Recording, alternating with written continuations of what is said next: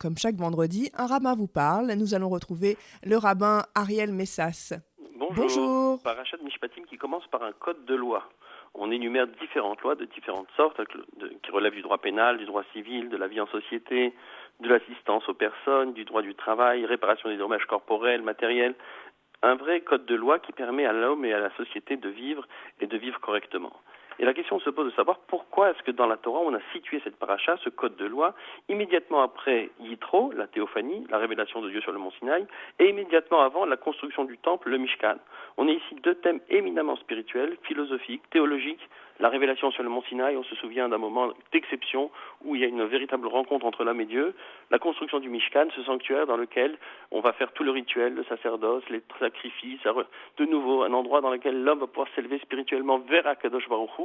Et comme ça, au milieu, sans presque nous prévenir, eh bien, il y a toute une paracha, ou pratiquement toute une paracha, qui évoque des questions tout à fait matérielles, des questions qui relèvent de la vie de tout un chacun, du quotidien, des problèmes les plus banals auxquels il faut trouver des solutions. Et on est un petit peu étonné, effectivement, de voir cette paracha ici, à cette place, en plein milieu du Sefer Shemot. Et le commentaire qu'il faut donner pour répondre à cette question, c'est tout simplement Rashi qui nous le donne au début de la paracha. Et vous savez, il ne fait que commenter une lettre, le Vav de Ve'ele Amishpatim. Et voici le commandement. Pourquoi ce Vav? Pourquoi un Vav en plus qui semble inutile? Parce que, nous dit Rashi, chaque fois que le lettre Vav apparaît et relie deux textes et deux sujets, c'est pour nous dire qu'il existe une équivalence entre ces deux sujets. Vav, Pasal et Arishonim, ou Mosif Pasaf et Acharonim, ou Mosif à la Rishonim. C'est-à-dire que le Vav fait le lien, crée le lien, et nous indique que la même valeur que l'on a trouvée à propos du décalogue, à propos des 10 commandements, de cette révélation sur le mont Sinaï, eh bien on va la retrouver également dans les lois qui concernent l'homme et ce prochain. On l'a dit et répété, mais dans les tables de la loi, il y a 5 commandements qui relèvent de la relation de l'homme avec Dieu, et 5 commandements qui relèvent de la relation de l'homme avec son prochain, pour bien indiquer, pour bien montrer l'importance de la relation avec le prochain, ne pas croire que c'est simplement un moyen de vivre ensemble, mais dans la relation à l'autre, j'exerce également pleinement ma relation avec Kadosh Baruch Hu, et il faut que j'ai pleinement conscience que dans ma relation à l'autre, j'interagis avec une personne qui a en elle une étincelle divine, et ça c'est quelque chose qu'il faut constamment rappeler. Ça c'était la première explication. La seconde, c'est qu'en réalité, quand on se penche de plus près sur ces mishpatim, sur ces lois sociales de la Torah, on se rend compte qu'elles ont également une dimension tout simplement révélée. Il n'y a aucune loi sociale de la Torah qui n'est en elle également ce qu'on appelle un chidouche. Un chidouche, c'est-à-dire quelque chose de nouveau, quelque chose d'inattendu, quelque chose qui va nous montrer que dans cette manière de faire et de voir, il y a du divin. Il y a Kadosh Baruch Hu qui se révèle à travers sa manière de voir et de faire. Et ça, on le constate dès l'entrée de cette paracha avec la loi du Eved Ivri, la loi de l'esclave hébreu, d'ailleurs très mal traduit par esclave hébreu, c'est plutôt le travailleur hébreu, Eved Ivri. D'ailleurs, on a du mal à imaginer que la Torah puisse parler d'esclavage après justement avoir parlé de la sortie d'Égypte et de l'abolition de l'esclavage. Celui qui traduirait esclave hébreu se tromperait évidemment, et d'ailleurs on va le voir, toutes les attentions qui se trouvent autour de cet Eved-là sont extraordinaires et montrent effectivement que ces lois ont un caractère révélé. Regardez, dans la paracha, on nous dit qui tikne, c'est le second verset, qui tikne Eved Ivri, lorsque tu acquerras un travailleur hébreu. Que dit-on dans Rashi? Miyad Beddin, il s'agit d'un homme qui a été entre guillemets vendu par un tribunal rabbinique, mais pourquoi?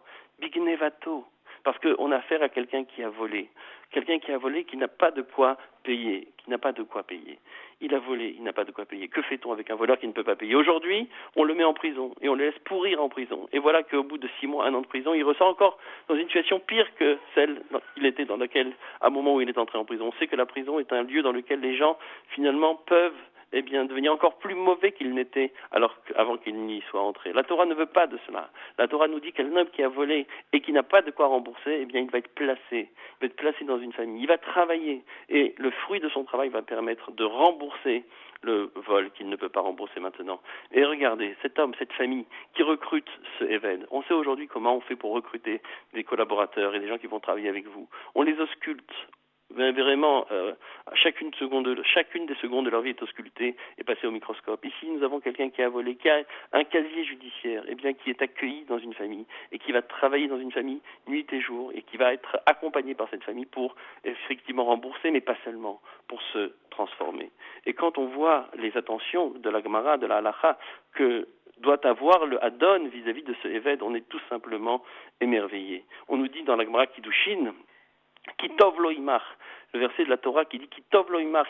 Au bout de 6 ans, on va voir que le Eved peut ne pas vouloir sortir parce que, eh bien, il était bien avec ce Adon, il était considéré, et non seulement il était considéré, mais plus que ça, il est un texte absolument remarquable que je vais vous lire tout de suite. On nous dit, dans Gemara Kiddushin, on nous dit, Kol hakone Eved, tout celui qui acquiert un travailleur de ce type-là, Keilu kana Adon leatzmo, c'est comme s'il avait acquis un maître pour lui-même. Chez Nehemar Kitov lo imach, car il est dit car il est bien avec toi. Imar b'ma'achal, il est avec toi dans ce que tu manges. Imar b'mishte, il est avec toi dans ce que tu bois. Shelote ochel pat nekia, il ne faut pas que toi tu manges un pain de bonne qualité. Veu ochel pat kevar, et lui un pain de mauvaise qualité. Ta shote yain yashan, que toi tu boives un bon vin. Veu shote yain chadash, et lui un vin de moins bonne qualité. Ata yashen al gabe mochin, que toi tu dormes sur de belles literies. Veu yoshev al gabe teven, et lui dormirait sur des literies de mauvaise qualité. La personne qui recueille ce éved se doit d'avoir pour lui tous les égards. Et ça nous montre à quel point eh bien, le droit de la Torah est révélé et ne relève pas du tout de ce que nous pouvons penser. Il y a quelque chose d'autre dans la loi du Eved Ivri qui m'a interpellé cette année et qui remontre aussi également le caractère révélé de la Torah. C'est quoi? C'est que nous pose la Gemara, le Talmud de Jérusalem pose la question. Mais si effectivement un Adon, un maître, a tous ses devoirs envers son Eved, est-ce que le Eved, ce travailleur, a-t-il le droit de les exiger, de les réclamer? Si d'aventure un Adon, un employeur, n'accomplirait pas ses devoirs, ne donnerait pas à son Eved eh bien, la meilleure nourriture, la meilleure boisson, la meilleure literie, a-t-il le droit de l'exiger? Eh bien, le texte de la Gemara nous dit non. Il n'a pas le droit de les exiger. C'est un devoir du Adon, mais ce n'est pas un droit du Eved. Je trouve ça extraordinaire. On ira chez l'Adon, on lui demandera de le faire, il devra s'exécuter, il le fera, mais ce n'est pas pour autant que ça devient un droit acquis pour le Adon, cette manière de faire m'émerveille énormément. On retrouve la même chose exactement dans le cadre de la Tzedaka. Vous savez que la Gemara et la Halakha nous engagent et nous dit Peshot nevelatra beshuka ve al titzarer la briote. Il ne faut pas aller demander l'aide aux autres de façon trop rapide. Il faut faire le maximum pour être autonome. On nous dit même d'aller chercher le travail le plus simple, mais ne rien demander aux autres. On nous dit même s'il faut, le Shabbat, faire un Shabbat simple, mais ne pas demander assistance aux autres comme ça de façon trop rapide. Ça, c'est du côté de celui qui demande l'assistance. En revanche, quand on se place du côté de ceux qui aident, eh bien, la chose est complètement différente. Il faut aller aider l'autre et il faut aller lui donner tout ce qu'il a besoin. Et quand on lui donne, mais il faut lui donner be'ayin yafa, avec un œil très généreux pour faire en sorte qu'on lui donne sans qu'il n'ait à réclamer quoi que ce soit et on lui donne de la façon la plus noble, la plus belle qui soit. Vous voyez, ces deux attitudes, tant de la part de celui qui aide que de la part de celui qui est aidé, tout ça également montre à quel point la Torah, eh bien, dans sa dimension sociale, elle en elle-même également une idée de révélation, quelque chose qui vient de l'éternel, d'Akadosh Baruch Hu lui-même. J'aimerais encore ajouter une idée, et je conclurai sur cette idée, c'est que il y a, à mon avis, également un autre lien très fort qui existe entre la paracha du Eved Ivri et la paracha de Yitro. Souvenez-vous, la semaine passée, nous avons parlé de Vaishma Yitro. Yitro a entendu, il a écouté, il a été capable de se laisser bouleverser, de se laisser transformer par ce qu'il entendait, par ce qu'il voyait.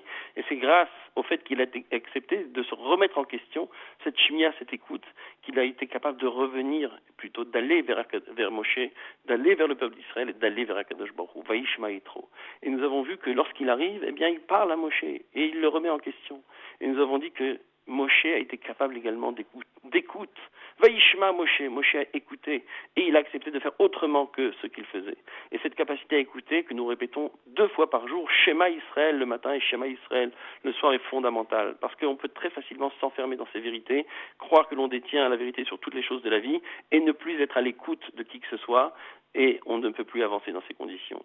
Être capable d'écouter, de se laisser transformer, c'est quelque chose de fondamental. Et quand on voit la paracha du Eved Ivri, eh bien on se rend compte qu'on a affaire effectivement à quelqu'un qui a fauté, qui a volé. Et du fait de ce vol et de cette faute, eh bien s'est enfermé dans un monde, s'est enfermé dans une sorte de circuit dans lequel il avait du mal à sortir. Eh bien, le fait de le placer dans une famille juive pendant 6 ans a pour but de lui permettre de retrouver cette écoute, de retrouver un regard sur le monde qui lui permette effectivement de se laisser transformer et d'avancer. Et c'est la raison pour laquelle, au bout de 6 ans, vous savez, il y a un fameux verset dans lequel on dit « Si au bout de 6 ans, eh bien, un Eved, celui qui vivait dans cette situation, d'assister, oui, on on s'est occupé de lui, mais en définitive, c'est une situation d'assistanat. Celui qui, au bout de 6 ans, ne veut pas quitter cette situation d'assisté et qui dit « je veux rester avec mon maître, je ne veux pas le quitter », eh bien, on accepte, on lui permet de rester dans cette situation-là, mais on lui fait comprendre qu'il a raté quelque chose. Et qu'est-ce qu'on fait? Il y a un rituel qu'on a du mal à comprendre a priori, mais qui maintenant trouve tout son sens.